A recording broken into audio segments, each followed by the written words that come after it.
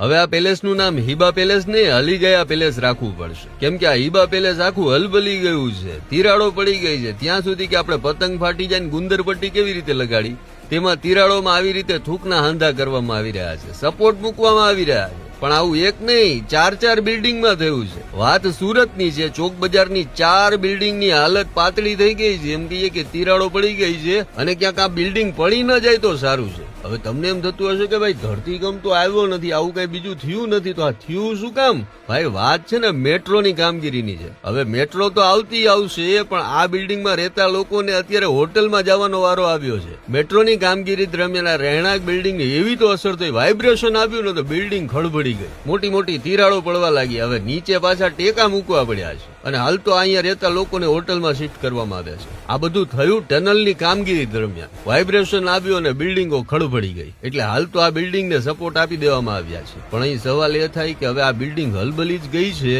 તો હવે આમાં રહેવા આવશે કોણ? મેટ્રો તો આવતી આવશે, પણ હાલમાં આ બિલ્ડિંગના લોકો તો વગર મફતના ઘર વિનાના થઈ ગયા છે. હવે તમે જ વિચાર કરો કે આવી રીતે બિલ્ડિંગ હલબલી ગઈ હોય, તિરાડો પડી ગયો હોય, હવે આમાં રહેવાનો કોનો જીવ ચાલે? હવે મેન સવાલ આવ્યો કે આ બિલ્ડિંગમાં જે નુકસાન થયું તેની નુકસાની ભોગવશે કોણ? અહીં જે લોકો રહી રહ્યા છે તે રહીશોની રહેવાની વ્યવસ્થા કરશે કોણ? આમ સુરતમાં વિકાસ તો થયો, પણ ઘણા લોકો માટે ઘર વિહોણો બનાવનારો થઈ ગયો.